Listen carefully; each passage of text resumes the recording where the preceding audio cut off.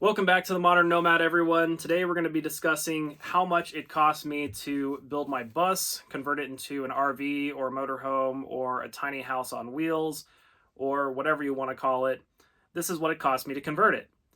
So we're going to talk about these costs, and I'm going to include the total cost with tools and without tools because really the tools were a big chunk of the cost with building the bus. So if you already have tools, it's going to be, obviously you're not going to have to buy tools. Or, if you do need tools, you don't necessarily have to go with the fancy tools that I went with. You can get with something a little bit cheaper. So let's go ahead and get into it. The bus, when I first bought the bus, was $2,500. And I would say I got a pretty good deal on that. She had it listed for $5,000, but it was listed for 6 months before I purchased it. So I think that gave me a lot of negotiation power there. So $2,500 for the bus initially. And then as far as materials from Home Depot goes, so that would be your screws, your wood, boards, paint supplies, electrical supplies, wiring, outlets, everything like that. Everything that I spent at Home Depot totaled up to $1,053. And I should clarify that this does include truck rental because I have a little economy car, so I needed to rent a truck from them to get all this stuff home. So that cost does include truck rental.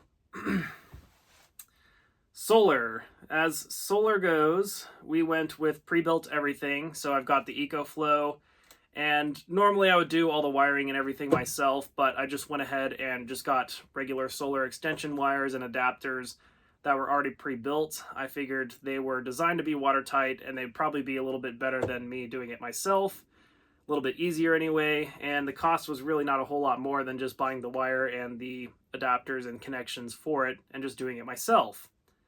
Anywho, all that together, the EcoFlow, the solar panels, wiring, adapters, mounts, everything for solar added up to $2,166. Now, with the solar system that I have is a pretty big solar system. It's probably bigger than most people need. It's definitely bigger than I need in most situations anyway. But I have a kilowatt of solar on the roof, and it holds 2 kilowatts in the battery bank, and it can output 2,400 watts. So it's a pretty sizable system. As far as the heating and the air conditioning goes, I just purchased a mini split that was $651, I'm sorry. Of course, I installed that myself, so I didn't really have to pay anyone to do that. As far as Amazon goes, I did buy a few things on, actually I bought a lot of things on Amazon, but what totaled on Amazon that wasn't related to any of the other categories was $506. Now that's for the futon behind me here. That's for all the lighting up in the ceiling and for the TPMS system. Again, that's not including everything that was factored in with other categories.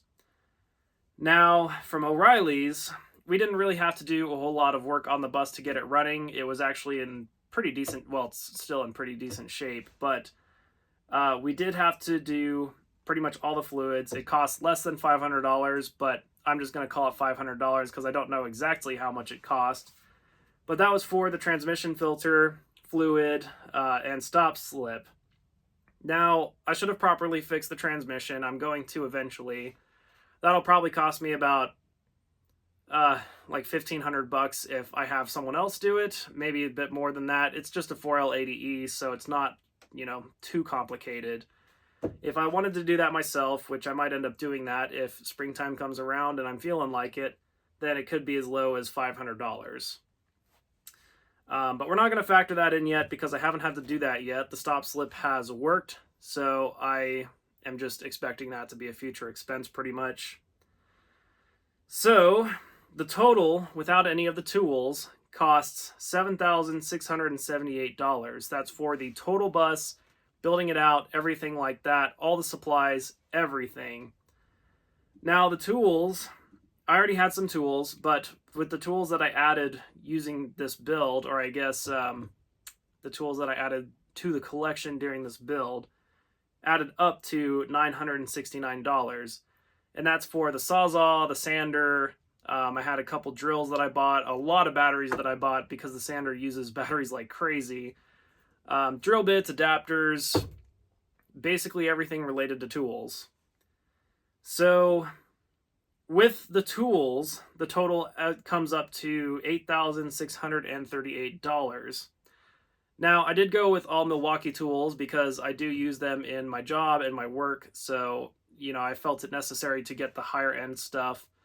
But you don't necessarily have to go with Milwaukee. You can go with definitely lower quality stuff, and it may not last as long, it may not perform as quickly, but it'll get the job done, and for a fraction of the cost as well. So, all in all, even with the tools and everything, we are well under $10,000. I'd say that's a pretty good budget for a bus. I feel like it's not very easy to build a bus for under $10,000, but we were able to swing it here.